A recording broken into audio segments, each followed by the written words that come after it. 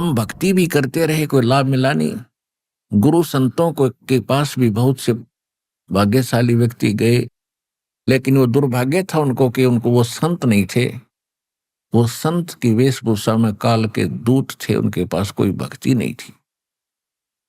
अब कितनी गिरावट आ गई, चीन पूरा नास्तिक हो गया।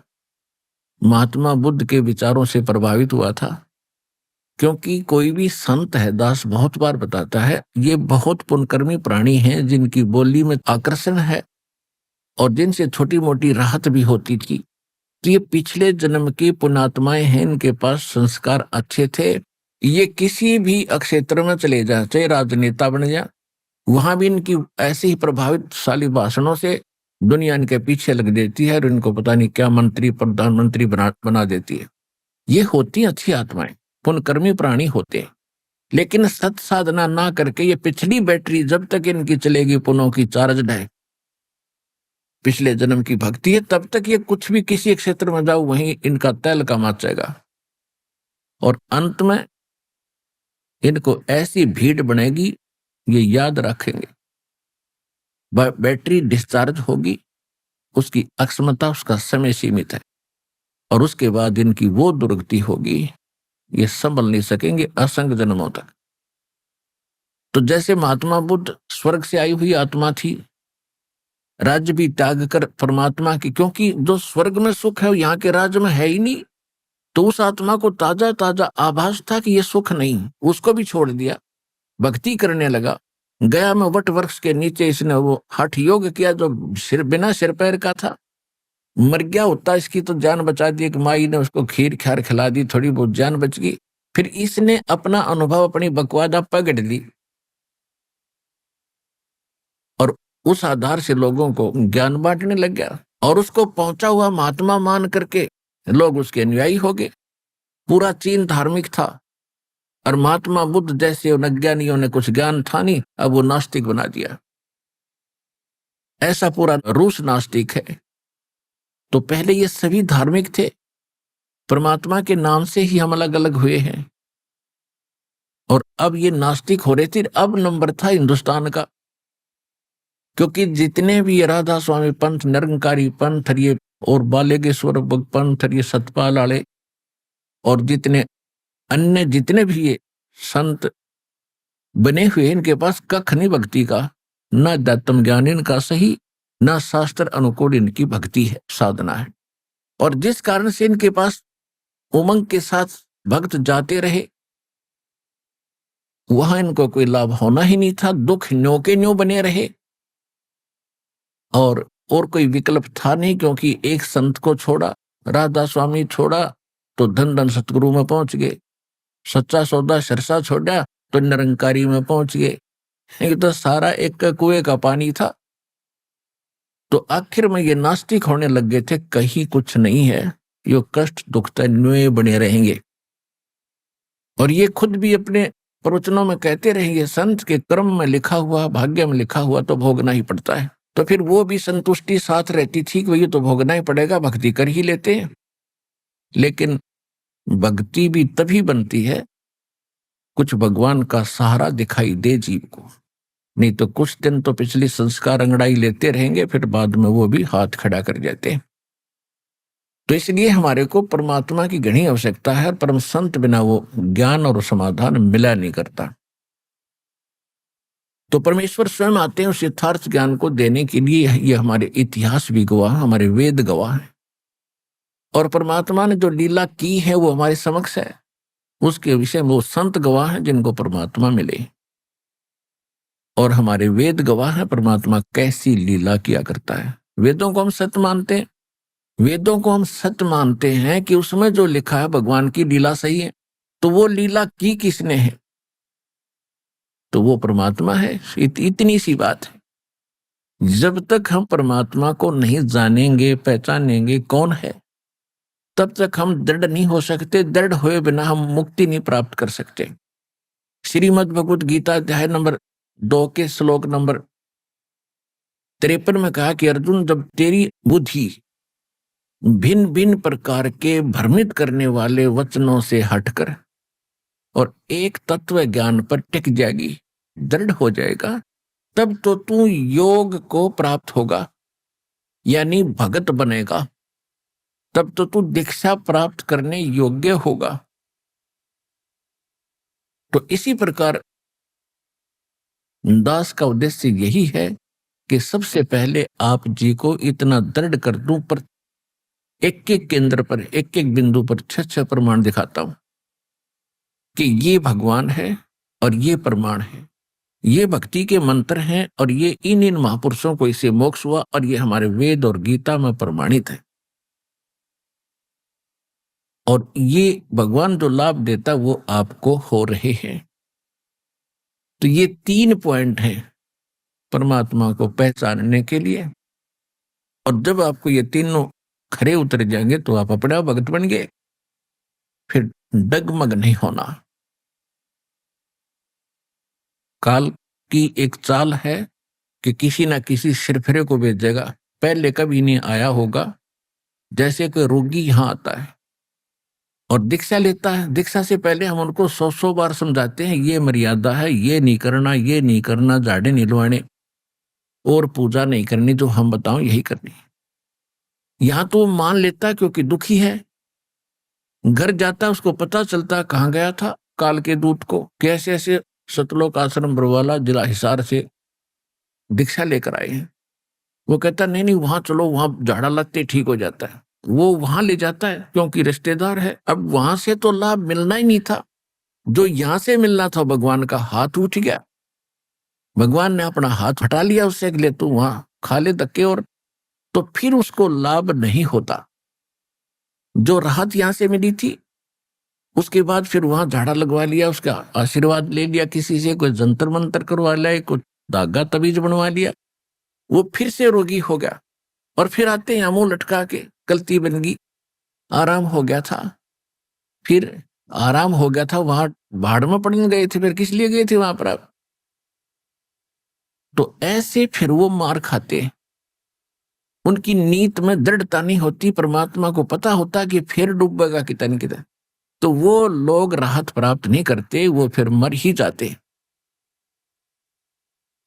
तो कहने का भाव ये है दास का कि परमात्मा कहते हैं जब तक हंसा हमरी आना, आना माने मर्यादा में, और तब तक लगे नी काल तेरा बाणा, बाण माने तीर। तो परमात्मा जगह जगह जाकर के ज्ञान सुनाया करते थे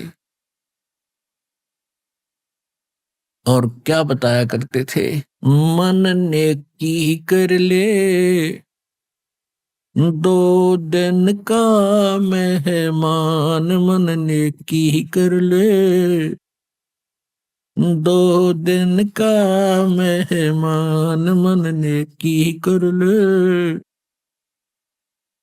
2 दिन का मेहमान। कहीं खड़े हो जाते हो परमात्मा, किसी बाजार में, चौराहे पर, किसी गांव की गली के मोड़ पर, और फिर सुनाते थे मन ने की कर ले 2 दिन का मेहमान, मन ने की कर ले 2 दिन का मेहमान। भाई जोरू लड़का कुटुंब कबीला, 2 दिन का तन मन का मेला।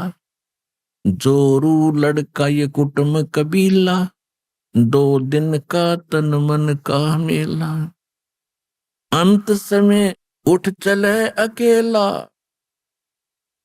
तज माया मंडाने, मन ने की कर ले 2 दिन का मेहमान, मन ने की कर ले 2 दिन का मेहमान। भी कहां से आया कहां जावेगा, तन छूटे तब कहां समावेगा। कहां से आया कहां जावेगा, तन छूटे तब कहां समावेगा।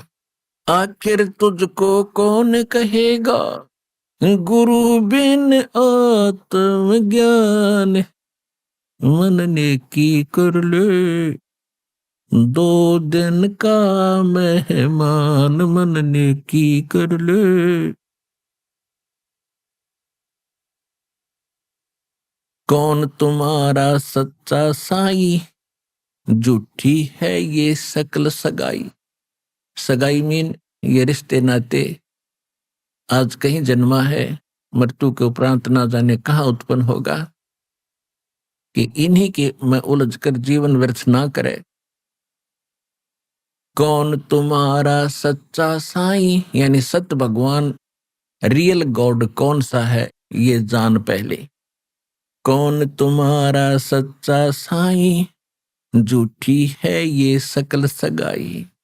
चलने से पहले सोच रे भाई, कहाँ करेगा विश्राम। मन ने की कर ले, दो दिन का मेहमान मन ने की कर ले। दो दिन का मेहमान। हर हट माल पर गट जो भरीता, आवत जाव भरे और रीता। ये हर हट माल पन घट जो भरीता, आवत जात भरे और रीता। जुगन जुगन तू मरता जीता, करवा ले रे कल्याण। मन ने की कर ले, दो दिन का मेहमान मन ने की कर ले। दो दिन का मेहमान। 184 की सह तरासा, ऊंच नीच घर लेता बासा। 184 की सह तरासा, ऊंच नीच घर लेता बासा। कह कबीर सब मिटा दूं रासा, कर मेरी पहचान। मन ने की कर ले, दो दिन का मेहमान मन ने की कर ले। दो दिन का मेहमान। परमात्मा कहीं भी खड़े होकर के, क्योंकि अपने बच्चों के लिए अपने ही भटका करते हैं, और हमने काल की घुट्टी गढ़ी पी रखी है भांग। कबीर साहब कहते हैं, कबीर ये माया अटपटी, सब घट आन अड़ी। किस किस को समझाऊं या कुएं भांग पड़ी। अब जैसे किसी ने कुएं में और 10-20 किलो भांग डाल दियो, उस कुएं के जल ने जो भी पीवेगा, तो 1000 आदमी पीकर चल पड़ो वहां से, तो सबकी एक जैसी भाषा, एक जैसी चाल, एक जैसी सोच हो जाती है। नशे में आपने देखा हो कभी, शराब के ठेके से घुट्टी लाकर जब निकलते हैं, चाहे 10 जने आ रहे हो लाइन में आगे पीछे, एक जैसी उनकी चाल होगी, ऐसे डगमगाते हुए, और ऐसे उनकी बोली होगी। उनको समझाने की चेष्टा करे तो चल चल अपना काम करे। तो कहने का भाव यह है कि हमने ये काल की माया की घनी भांग पी रखी है। हमारे को कोई भी मिला है, उसने यही ट्रेनिंग और ये शिक्षा दी है कि बेटा अपना करके खा, और देख उसने 2 कोठी बना ली, बेटा तू भी अपनी बढ़िया कोठी बना। रिश्तेदारी में जाते हैं, वो भी पूछते हैं क्या करता है। अच्छा, वाह भाई वाह, खूब, तेन तो बहुत अच्छी कमाई करी, और फलाने के लड़के ने ऐसा कर लिया, उसने ऐसा बना लिया, 10 एकड़ जमीन खरीद ली। फिर हमारा वो इंजेक्शन ऐसा लगता, हम भी ने सोचा हम भी इतनी बनावा। तो ये ट्रेनिंग देने वाले तो आम संसार में घने मिल जाएंगे। तो यहां परमात्मा कहते हैं, काया तेरी है नहीं, ये माया कहां से हो। चरण कमल में ध्यान रखो, इन दोनों को खो। खोना माने भूल जाए इनको। यह काया भी तेरी नहीं, और ये अरबों खरबों रुपये भी जोड़ कर धर दिए रुपये, ये तेरे नहीं। जब तेरी बॉडी नहीं है तो भले आदमी या कोठी कैसे तेरी होगी। तो इतनी अकल हमारी मारी जा चुकी है अज्ञान के कारण। कि हम वास्तविकता भूल कर नकली काम में जुट गए, दृढ़ हो गए, और उससे हटाकर रियल काम पर और वास्तविक कार्य पर लगाना अब परमात्मा के लिए कितना कठिन हो गया। लेकिन परमात्मा के लिए कठिन नहीं होता, वो चाहे तो एक पल में कर दें, लेकिन हम कैसे मानेंगे उनको, वो फार्मूला अपनाना पड़ता है, क्योंकि हम सब इच्छा से यहाँ आए हैं और सब इच्छा से यहाँ से जाने की प्रेरणा होगी तभी हम वापस जा सकते हैं। वैसे नहीं जा सकेंगे। कमाई जो कर रहे हो ये आपके साथ रहेगी, आपको लाभ मिलेगा। मोक्ष निवा तो यहाँ भी आप स्वर्ग में भी जाओगे, देवता बन जाओगे, राजा बन जाओगे, अंत में फिर गधे भी बन जाओगे, ये भी याद रखना। तो यहां से निकलने के लिए आप जी ने यहां से मन हटाना पड़ेगा। ये लोग ठीक नहीं, चाहे हम लाख वर्ष जीवन भी प्राप्त किया तो भी मरे। और आपके सामने आप देख रहे हो, आप क्योंकि हमारे ऊपर वो प्रेशर इतना है त्रिगुणमयी माया का कि हम रोज सत्संग भी सुनते हैं, हमें पता भी है, लेकिन हम विवश हैं। दैनिक कार्य भी इतने कुछ हमने अपने ऊपर लाद लिए, ये कुप्रथाएं, जिस कारण से हमें चैन ही नहीं। दिन रात माया जोड़ेंगे, फलाने का देना है, उसको ब्याह करना है, वो ऐसे करना है, कोठी बनाऊंगा, ऐसे करूंगा। तो इस तरह के ये जो बेमतलब की बकवादे हमने घनी शुरू कर दी, क्यों पहले हमने वो जमाना देखा है। हमारे पूरे गांव के गांव में हमारे पिता, दादा, चाचा, ताऊ कभी कुर्ता पहनते थे, कभी नहीं पहनते थे, जैसा भी फटा पुराना मिल गया अपना काम से काम रखते थे, साधु जैसा जीवन जिया करते थे, कितनी शांति थी।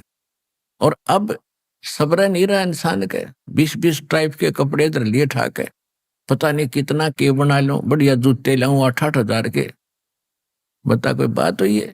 अपना सिंपल वैसे रहे, जिसे कपड़े मिल जाए पहन, टाइम पास कर, निकल यहाँ से, पीछा छुड़वाओ, दूना भार सिर पर रखते जा रहे। तो ये धीरे धीरे हटेगी, क्योंकि दास देख रहा है 1960 से तो समझंदोगा हो गया था 9 वर्ष का।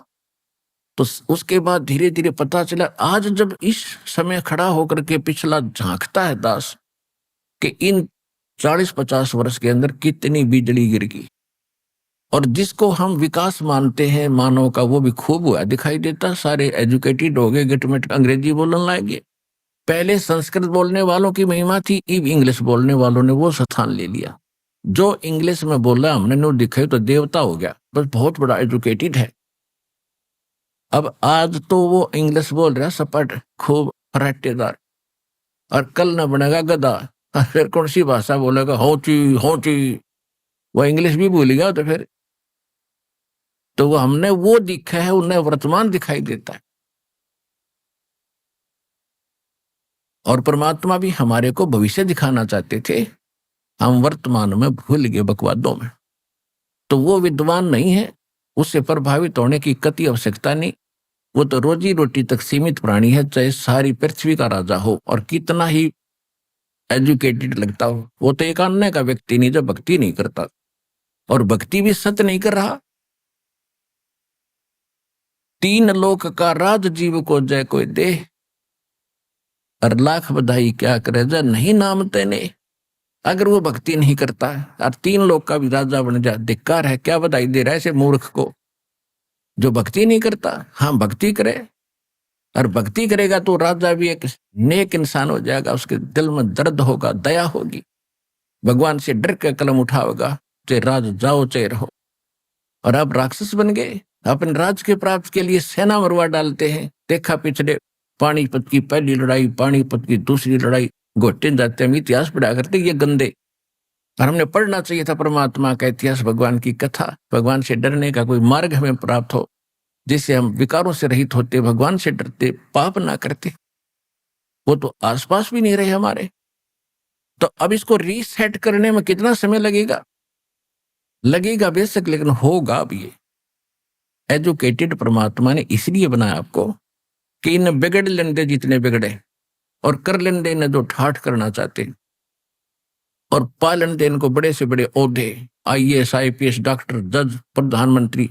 फिर बताऊंगा आगे क्या बनेगा, तो इससे आगे क्या बनेगा वो मेरे से पूछ, क्या बनेगा? आप क्या बताते हैं? कहां से आया कहां जावेगा, ये शरीर छूटे तो वो कहाँ समावेगा। देखो, कोई भी व्यक्ति, किसी ने कहीं दूर देश जाना है, दूसरे शहर में जाना है, उससे पहले वो ये सोचकर चलता है कि मैं किसी धर्मशाला में रुकूंगा फलाने शहर में, या कोई मित्र या कोई रिलेटिव का एड्रेस लेकर चलता है, मैं रात वहां काटूंगा, वहां डटूंगा। हर जब संसार छोड़कर जाते हो, आप चिंता ही नहीं करते कहाँ रुकूंगा जाकर के।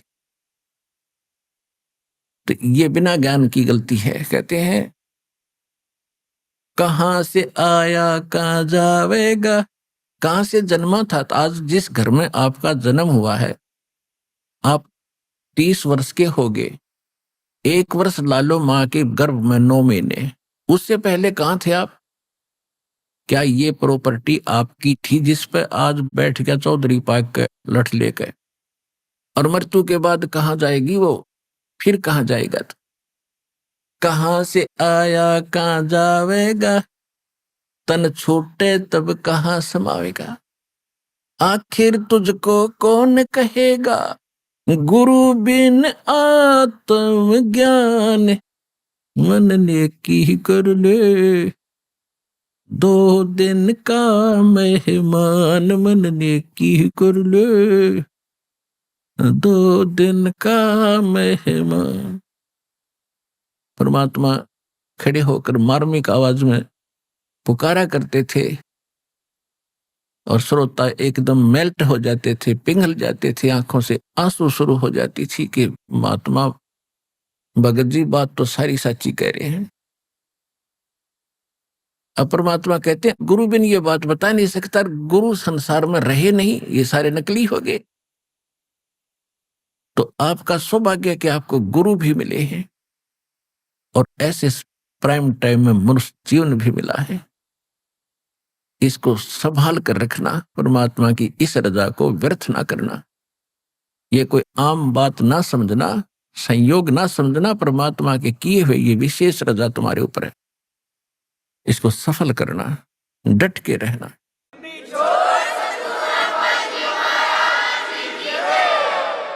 आखिर तुझको कौन कहेगा, गुरु बिन आत्म ज्ञान। यहां पर अभी तक हम सुना करते थे कि आत्मज्ञान हो गया मोक्ष हो गया, आत्मज्ञान हो गया मोक्ष हो गया। इनको यही नहीं पता था आत्मज्ञान क्या होता है। आत्मज्ञान से मोक्ष नहीं, आत्मज्ञान के बाद परमात्म ज्ञान हो। कहते हैं कूप की छाया और कोप के माही, ऐसा आत्मज्ञान। जैसे कुएं की छा और कुएं तक ही सीमित होती है, उसका बाहर कोई लाभ नहीं। ये है तुम्हारा आत्मज्ञान। क्या है आत्मज्ञान। आत्मज्ञान हो क्या कराते थे कि तू जीव है, हम कहां से आया था, कहां जाएगा। भाई तू एक जीव है, परमात्मा ने तुझे मनुष्य जीवन दिया है, इसमें लाभ उठा, भक्ति कर, इसका मूल उद्देश्य ये है। तो ये तो है आत्मज्ञान। अब ये किसी ने पता लग गया कि मैं कुएं में गिर गया और दूसरे ने बता दिया तो कुएं में गिर गया, इसे बाहर निकलेगा तो जान बचेगी। वो निकलने का साधन क्या है। अब जैसे किसी को बता दिया रोग है, क्या रोग है आपको, ये रोग है, और उसको भी ज्ञान हो गया कि मुझे ये रोग है, हाँ औषधि है नहीं, तो what is use that knowledge. अब उस आत्मज्ञान का क्या लाभ हुआ कि तू जीव है, मनुष्य जीवन तुझे मिला है और मनुष्य जीवन में ही आप आत्म कल्याण करा सकते हो, मोक्ष करा सकते हो। आपको भी ज्ञान हो गया, हाँ भाई बिल्कुल ठीक है, मनुष्य जीवन बड़े मुश्किल से मिलता है, इसी में आत्म कल्याण हो सकता है, और वो साधन है नहीं, औषधि है नहीं, तो क्या फायदा उसका, कोई यूज नहीं। अब आगे क्या बताते हैं परमात्मा, कौन तुम्हारा सच्चा साईं, झूठी है ये सकल सगाई। ये सभी नाते रिश्ते ये अस्थाई है, ये चिर स्थाई नहीं है, कुछ दिनों के आपके जुड़े जुगाड़ हैं। और वास्तव में तेरा कौन सच्चा भगवान है, कौन है वो सच्चा साईं। साईं माने मालिक परमात्मा। तो ये है परमात्म ज्ञान। जैसे ब्रह्मा विष्णु महेश ये कौन है? ये भी राम हैं, ये भी देव हैं, ये भी साहब हैं, लेकिन ये साहब ऐसे साहब हैं, आपको केवल किया कर्म ही दे सकते। आपके जो भाग्य में है वो आपको देंगे, चाहे दुख है चाहे सुख है, ये पक्का देंगे, ये इसमें कोई चूक नहीं होने देंगे, इनकी इतनी ड्यूटी है। लेकिन आपके संस्कार में दुख है तो दुख भी आपको देंगे, बाई फोर्स देंगे, और सुख है तो सुख भी देंगे, बाई फोर्स देंगे। जैसे आज कोई मंत्री, प्रधानमंत्री, मुख्यमंत्री बना है, उनका पुण्य है तो वो जरूर देंगे, चाहे वो कितने खोटे खोदाई में कितने जुल्म ढाले, वो फिर भी उसको देंगे, और उन जुल्मों का अकाउंट साथ होता रहेगा। फिर उनके कर्म भी जबरदस्ती देंगे, उनको ठोक कर देंगे। तो इतना काम है इन भगवानों का। और ये केवल एक ब्रह्मांड के अंदर रजगुण विभाग के मंत्री हैं ब्रह्मा जी, सतोगुण विभाग के मंत्री हैं विष्णु जी, तमोगुण विभाग के मंत्री हैं शिव जी, और इनके पिता हैं ये मुख्यमंत्री है एक ब्रह्मांड के। और यहाँ की व्यवस्था है, जो जैसे कर्म करेगा वैसा ही फल मिलेगा, और जन्म मृत्यु सदा बनी रहेगी, कभी कोई इसमें चेंज नहीं कर सकते। और जब तक मृत्यु जन्म है तब तक जीव सुखी नहीं हो सकता।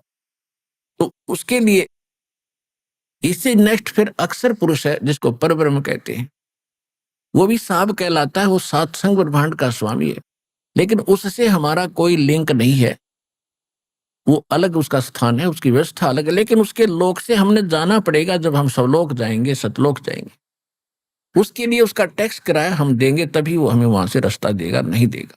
इसलिए सतनाम के अंदर 2 मंत्र आपको दिए जाते हैं। एक तो ओम है ये ब्रह्म का, जहां हम रह रहे हैं, इससे छुटकारा पाने के लिए, इसका जितना भी ऋण हमारे ऊपर है, या जितने भी हमने पाप खोटे खोद रखे हैं, और जो भी इसका उद्धार हमारे ऊपर है, उस ओम नाम की कमाई को इसको दे देंगे। हम इसके होटलों में स्वर्ग महास्वर्ग उस ब्रह्मलोक में जाकर अपनी पूंजी बर्बाद नहीं करेंगे भक्ति की। इसका ऋण उतरेगा इस ओम नाम के जाप से। फिर हमने जाना है आगे, उस अक्षर पुरुष के लोक सातसंग ब्रह्मांड का क्षेत्र पार करना, उसका टैक्स देना है दूसरे मंत्र का, जो सतनाम में जो सेकंड मंत्र है। और फिर तीसरा जो मंत्र सारनाम आपको मिलेगा, वो परमात्मा का मंत्र है, रियल उस सतपुरुष का, वो आपको स्थायी स्थान देगा वहां सतलोक में। इस प्रकार हम आगे चलेंगे। ये है परमात्म ज्ञान। कहते कूप की छाया कूप के बाही, ऐसा आत्मज्ञान है। कुएं की छा कुएं तक सीमित है, बाहर उसका कोई अस्तित्व नहीं। ऐसा तुम्हारा ये आत्मज्ञान था। तू जीव है, भक्ति कर ले, मनुष्य जीवन इसीलिए मिला है, मोक्ष इसी से हो सकता है, इसमें भक्ति नहीं की तो पार नहीं होगा। किसकी भक्ति करनी है, वो मंत्र क्या है, कौन है वो भगवान जिसकी भक्ति करे, तो ये है वो परमात्म ज्ञान।